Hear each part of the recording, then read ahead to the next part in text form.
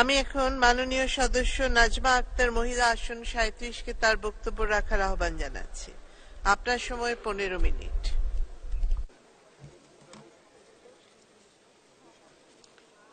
মাননীয় স্পিকার, আপনাকে ধন্যবাদ।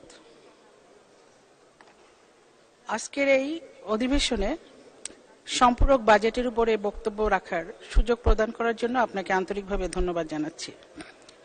বক্তব্যের শুরুতেই আমি গভীর শ্রদ্ধাভরে স্মরণ করছি আমাদের হাজার বছরের শ্রেষ্ঠ বাঙালি, আমাদের বাঙালির অস্তিত্ব, বাংলাদেশের জাতির পিতা বঙ্গবন্ধু শেখ মুজিবুর রহমান সহ 1975 সালের 15ই আগস্ট যারা শাহাদত বরণ করেছিলেন, সেই দেশীয় এবং আন্তর্জাতিক চক্রান্তকারী সেই সকল কুখ্যাত খুনিদের হাতে বঙ্গবন্ধু পরিবারের যে সকল সদস্যরা, বিশেষ করে বেগম ফজিলাতুন্নেসা মুজিব, বঙ্গবন্ধুর 3 পুত্র এবং ছোট পুত্র শেখ রাসেল 10 বছরের শিশু পুত্র সহ যারা নিহত হয়েছিলেন সেই কালো রাত্রিতে, তাদের আত্মার প্রতি আমি শ্রদ্ধা নিবেদন করছি। মাননীয় স্পিকার, আমি শ্রদ্ধা নিবেদন করছি 1971 সালের মহান স্বাধীনতা যুদ্ধে যারা 1 সাগর রক্তের বিনিময়ে আমাদের এই স্বাধীনতাকে আমাদের কাছে দিয়ে গিয়েছেন, আমাদের এই দেশটাকে বাসযোগ্য করার জন্য যারা রক্ত দিয়েছেন, বঙ্গবন্ধুর নেতৃত্বে, বঙ্গবন্ধুর আহ্বানে সাড়া দিয়ে যে সকল মানুষ, যে সকল মুক্তিযোদ্ধা ভাইয়েরা শহীদ হয়েছেন, তাদের আত্মার প্রতি আমি শ্রদ্ধা নিবেদন করছি। আমি শ্রদ্ধা নিবেদন করতে চাই যে সকল মা বোনেরা পাকিস্তানি হানাদার বাহিনী এবং এদেশীয় দোসরদের, রাজাকার আল বদরদের দ্বারা যারা নির্যাতিত হয়েছিল, যারা সম্ভ্রম হারিয়েছিল এবং যাদেরকে হত্যা করা হয়েছিল, সেই সকল মা বোনদেরকে আমি গভীর শ্রদ্ধা ভরে স্মরণ করছি।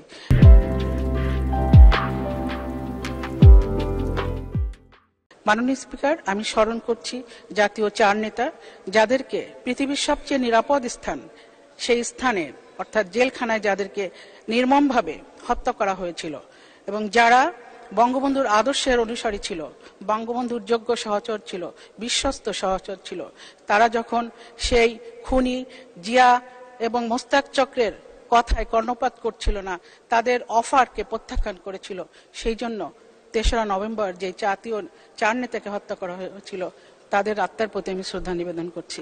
শ্রদ্ধা নিবেদন করতে চাই বিভিন্ন গণতান্ত্রিক আন্দোলনে এবং জননেত্রী শেখ হাসিনার ডাকে সাড়া দিয়ে ভোট ও ভাতের অধিকারে এবং আমাদের এই দেশ মাতৃকাকে রক্ষা করার জন্য যে সকল আমাদের ভাইয়েরা জীবন দিয়েছে, রক্ত দিয়েছে, আমাদের এই গণতান্ত্রিক ব্যবস্থাকে সচল রাখার জন্য, জননেত্রী শেখ হাসিনাকে শক্তিশালী করার জন্য, তার হাতকে শক্ত করার জন্য, যারা জননেত্রী শেখ হাসিনাকে বাংলাদেশের মানুষের দায়িত্ব নেওয়ার জন্য যারা নিরলস প্রচেষ্টা করেছেন, আন্দোলনে সংগ্রামে আত্মাহুতি দিয়েছেন, রক্ত ঝরিয়েছেন, তাদের প্রতি আমি শ্রদ্ধা নিবেদন করছি।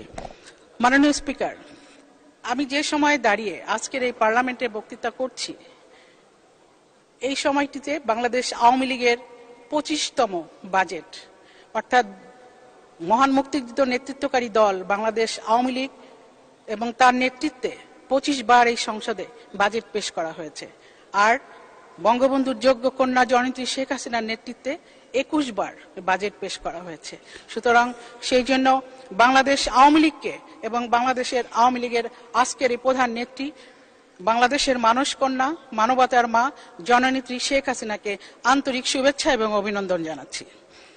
মাননীয় স্পিকার, আমি বাজেট অত বেশি বুঝি না, আমি অর্থনীতির ছাত্রী না, কিন্তু আমরা জানি যে প্রতিটি রাষ্ট্রের আয় ব্যয়ের হিসাব এবং প্রতি বছরে যেটি সংসদে পেশ করা হয়, আমরা জানি আমাদের সংসদে প্রতি বছর এই জুনে বাজেট অধিবেশন বসে এবং আমরা প্রতি বছরে আমাদের অর্থ মন্ত্রণালয় থেকে ব্যাখ্যা দেওয়া হয় কত খরচ করবে, কত আয় করবে, এবং আয়ের ব্যাখ্যা দেওয়া হয় কিভাবে আয় করবে, কিভাবে খরচ করবে।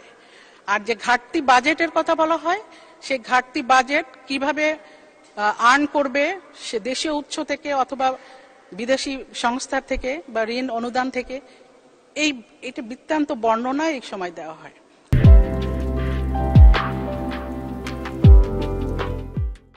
তার পাশাপাশি আরেকটি বিষয় আছে, সেটি হচ্ছে সম্পূরক বাজেট, যেটির উপরে কথা বলার জন্য আপনি আমাকে সুযোগ দিয়েছেন। সম্পূরক বাজেট হচ্ছে প্রতিটি মন্ত্রণালয় তাদের কর্মকাণ্ড পরিচালনার সময় ওই অর্থ বছরের মধ্যে যে অতিরিক্ত টাকা তাদের প্রয়োজন হয়, অর্থাৎ নির্দিষ্ট বরাদ্দকৃত অর্থের বাইরে যে অতিরিক্ত টাকা তারা খরচ করার অনুমতি পান এবং সেটি যখন মহান সংসদ কর্তৃক পাশ হয় সেটি হচ্ছে, আমি মনে করি সেটি হচ্ছে সম্পূরক বাজেট, সহজ ভাষায় আমি যেটা বুঝি। এবং এই সম্পূরক বাজেট আমরা দেখেছি গতবার প্রায় 62টি মন্ত্রণালয় এবং বিভাগের মধ্যে 20টি মন্ত্রণালয় এবং বিভাগ অতিরিক্ত বাজেট নিয়েছেন এবং তারা খরচ করেছেন। বাদবাকি মন্ত্রণালয়গুলো অর্থাৎ 40টি মন্ত্রণালয় এবং বিভাগ তারা কম খরচ করেছেন। সেটি আমাদের গত 30 জুন 2023 এই মহান সংসদে সেই সম্পূরক বাজেট পাশ হয়েছে, যার উপরে বিরোধী দলের মাননীয় সংসদ সদস্যরা বক্তব্য রেখেছেন, আমরা শুনেছি। আমরা তখন বক্তব্য দেখার সুযোগ পাইনি।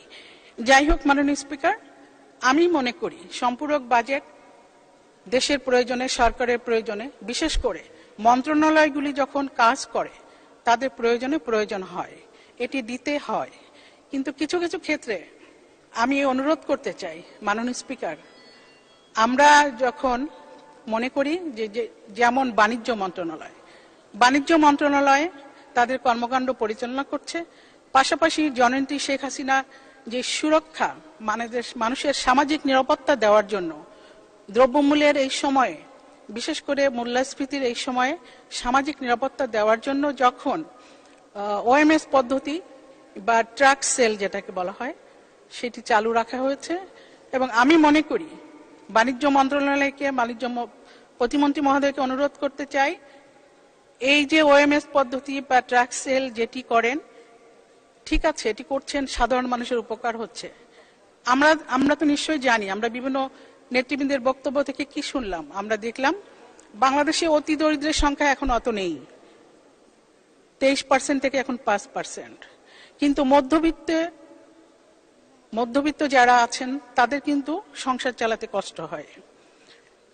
বৈশ্বিক এই পরিস্থিতি মোকাবেলা করে, আমাদের করোনা পরিস্থিতি মোকাবেলা করে, আমাদের বর্তমান অর্থনৈতিক যে অবস্থা, সারা বিশ্বের অর্থনৈতিক অবস্থায় একটু টালমাটাল, তারই মধ্য দিয়ে বাংলাদেশের আমাদের অর্থমন্ত্রী বাজেট দিয়েছেন এবং এই বাজেটে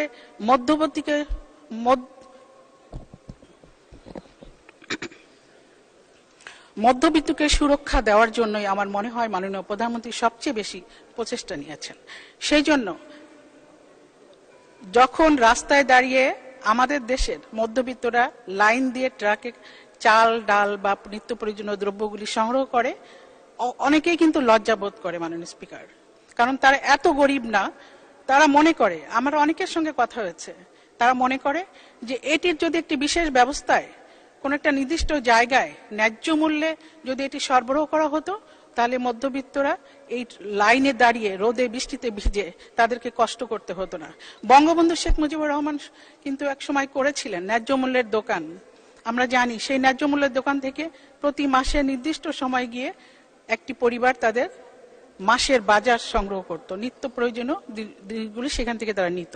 কিন্তু এখানে দেখা যাচ্ছে রাস্তার উপর দাঁড়িয়ে একজন মধ্যবিত্ত নারী যখন দাঁড়ায়, তখন তাকে চিন্তা করতে হয় তার সন্তান যদি তাকে দেখে, কিংবা তার সন্তানকে পরবর্তীতে হয়তো কোথাও বিয়ে দেবেন বা বিয়ে দিয়েছেন, তার সেই শ্বশুরবাড়ির মেয়ের শ্বশুরবাড়ির লোকজন যদি দেখে তার শাশুড়ি রাস্তায় দাঁড়িয়ে একটা মধ্যবিত্ত পরিবার নিত্য প্রয়োজনীয় দ্রব্য কেনাকাটা করছে, তখন তার কাছে জিনিসটা অত্যন্ত কষ্টের মনে হয়।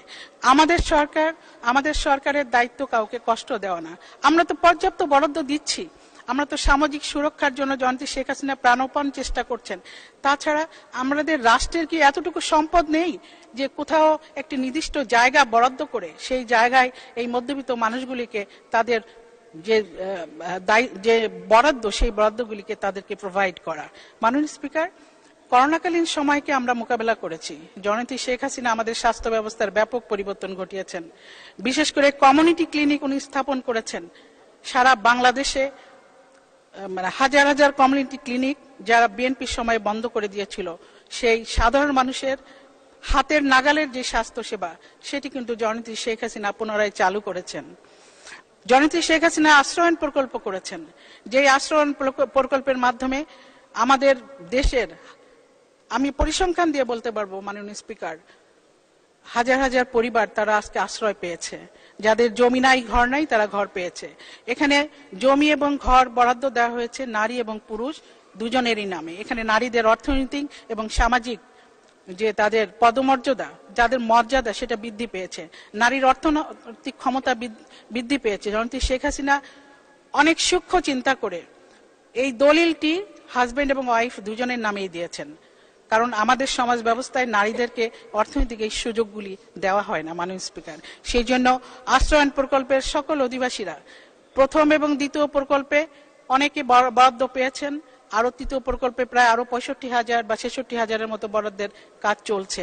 জননেত্রী শেখ হাসিনার এই সকল প্রকল্প বাস্তবায়নের জন্য যদি কোনো মন্ত্রণালয়কে অতিরিক্ত বরাদ্দ দেওয়া লাগে, আমরা সেটা দিতে চাই এবং খুশি মনে দিতে চাই। তার জন্য এই আশ্রয়ণ প্রকল্পের মতো সমন্বিত পদক্ষেপ নিতে হবে। বিক্ষিপ্ত পদক্ষেপ নিয়ে সরকারের বদনাম না করে নির্দিষ্ট পদক্ষেপ নিয়ে একটি প্রজেক্টের আওতায় এনে আমাদের এই কাজগুলি করা উচিত মাননীয় স্পিকার। মাননীয় স্পিকার, আমি বলতে চাই বৈদেশিক কর্মসংস্থান মন্ত্রণালয়, যেখানে তার মাধ্যমে আমাদের শত শত না হাজার হাজার নারী মধ্যপ্রাচ্যে কর্মরত আছে এবং তারা বিভিন্ন সময় তারা যাচ্ছে এবং আসছে, কিন্তু আমরা কি দেখতে চাই, কি দেখতে পাই? আমরা দেখছি প্রতিনিয়ত খবরের পাতা খুললে আমরা দেখি সেখানেই নারী নির্যাতনের ঘটনা ঘটছে। মধ্যপ্রাচ্যে আমাদের দেশের নারীরা নিগৃহীতের শিকার হচ্ছে, সেখানে বাংলাদেশের মন্ত্রণালয়গুলি তাদেরকে যদি সুরক্ষা দেওয়ার ব্যবস্থা করে, আশ্রয় দেওয়ার ব্যবস্থা করে এবং পরবর্তীতে যারা এর সঙ্গে জড়িত, যারা এই সকল নারীদেরকে পাঠিয়েছে কিন্তু নির্দিষ্ট জায়গায় নির্দিষ্ট চাকরিতে না পাঠিয়ে তাদের দিয়ে তাদের শ্লীলতাহানি কিংবা তাদের যে অমানবিক টর্চার সেটি করা হচ্ছে, সেটি বন্ধ করার জন্য যদি বৈদেশিক কর্মসংস্থান মন্ত্রণালয়কে অতিরিক্ত বরাদ্দ দেওয়া প্রয়োজন হয়, আমরা সেটা দিতে রাজি। মাননীয় স্পিকার, আমরা দেখেছি কৃষি মন্ত্রণালয়ে আমার স্ট্যান্ডিং কমিটির মিটিং ছিল, আমাদের সম্মানিত সভাপতি একটু আগে বক্তব্য রেখেছেন। কৃষি মন্ত্রণালয় সম্পূরক বাজেট সবচেয়ে বেশি পেয়েছে, আর সংস্কৃতি মন্ত্রণালয় সবচেয়ে কম বাজেট সম্পূরক তারা নিয়েছে। সুতরাং কৃষি মন্ত্রণালয় নিশ্চয়ই ভালো কাজ করছে, তারপরেও ভালো কাজ করছে বিদায় আমাদের খাদ্যের ঘাটতির দেশ থেকে জননেত্রী শেখ হাসিনার খাদ্য উদ্বৃত্তের দেশ হিসেবে আজকে পরিণত হয়েছে। সেই খাদ্যের উদ্বৃত্তের দেশে স্মার্ট অর্থনীতি এবং স্মার্ট অর্থনীতির সাথে যদি স্মার্ট কৃষি সংযোজন করতে হয়, সেই ব্যবস্থাকে পাকাপোক্ত করতে হয়, চলমান করতে হয়, তাহলে কৃষি ব্যবস্থাকে আরো বেশি আধুনিকরণ করতে হবে। আমরা আজকে দেখেছি মিটিংয়ে অনেক কিছু আমরা শুনেছি, আমাদের এখানে অনেক অডিট আপত্তি ছিল, কৃষি মন্ত্রণালয়ের অনেক জবাব আমরা পাইনি, কিন্তু সেখানে আমরা দেখেছি অনেক কিছু অব্যবস্থাপনা আছে, যে অব্যবস্থাপনাগুলো দূর করতে হবে মাননীয় স্পিকার। অনেক যন্ত্রপাতি কেনা হয়েছে, যে যন্ত্রপাতি কোনো কাজে আসছে না, সেগুলি কেন কেনা হয়েছে, সেগুলির উপর অডিট আপত্তি আছে। এইগুলিকে ভবিষ্যতে যাতে আমাদের স্মার্ট অর্থনীতি গড়ার জন্য এইগুলি যাতে না হয়, সেই জন্য এই মন্ত্রণালয়গুলিকে লক্ষ্য রাখতে হবে মাননীয় স্পিকার। মাননীয় স্পিকার, সংস্কৃতি বিষয়ক মন্ত্রণালয় সবচেয়ে কম বাজেট খরচ করেছে। আমার মনে হয় সংস্কৃতি আমাদের জীবনের অঙ্গ এবং সংস্কৃতি বিকাশের মধ্য দিয়ে আমাদের সমাজ বিকশিত হয়, আমাদের মননের বিকাশ ঘটে। সুতরাং এই সংস্কৃতি মন্ত্রণালয়কে আরো বেশি যদি বাজেট দেওয়া প্রয়োজন হয়, আমরা সেটা দিতে আমি রাজি থাকতে চাই, কারণ আমি মনে করি সংস্কৃতি এবং শিক্ষা এই খাতে পর্যাপ্ত বরাদ্দ তো দিতেই হবে, পাশাপাশি অতিরিক্ত বরাদ্দ প্রয়োজন হলেই আমরা যেন সেটা দিতে পারি, সেই দিকে লক্ষ্য রাখতে হবে। মাননীয় স্পিকার, লিখে নিয়েছিলাম অনেক কিছু, কিন্তু আসলে আমি লিখে দেখা বক্তব্য দিতে পারি না, সেই জন্য পরিসংখ্যানগুলি বলতে পারলাম না। আরো কিছু বিষয় আছে মাননীয় স্পিকার।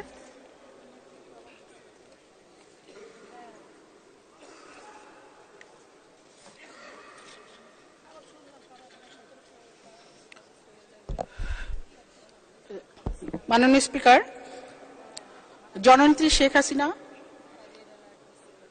সবকিছু ত্যাগ করে ৭৫ সালের 15 আগস্টের বিয়োগান্তক ঘটনার পরেও উনি বাংলাদেশের মানুষের, দুঃখী মানুষের মুখে হাসি ফোটানোর জন্য উনি প্রাণালস চেষ্টা করছেন। তার এই প্রচেষ্টাকে আমরা আরো বেগবান করতে চাই। বাংলাদেশের মানুষ জননেত্রী শেখ হাসিনার উপর আস্থাশীল। বাংলাদেশের মানুষ মনে করে যতদিন শেখ হাসিনার হাতে বাংলাদেশ, পথ হারাবে না দেশ। সুতরাং আমরা জননেত্রী শেখ হাসিনার নেতৃত্বে এগিয়ে যেতে চাই। তার সরকারের স্মার্ট বাজেট, স্মার্ট বাংলাদেশ বিনির্মাণে সহযোগিতা করবে এই প্রত্যাশা রেখে আমি আমার বক্তব্য শেষ করছি। মাননীয় স্পিকার, আপনাকে ধন্যবাদ।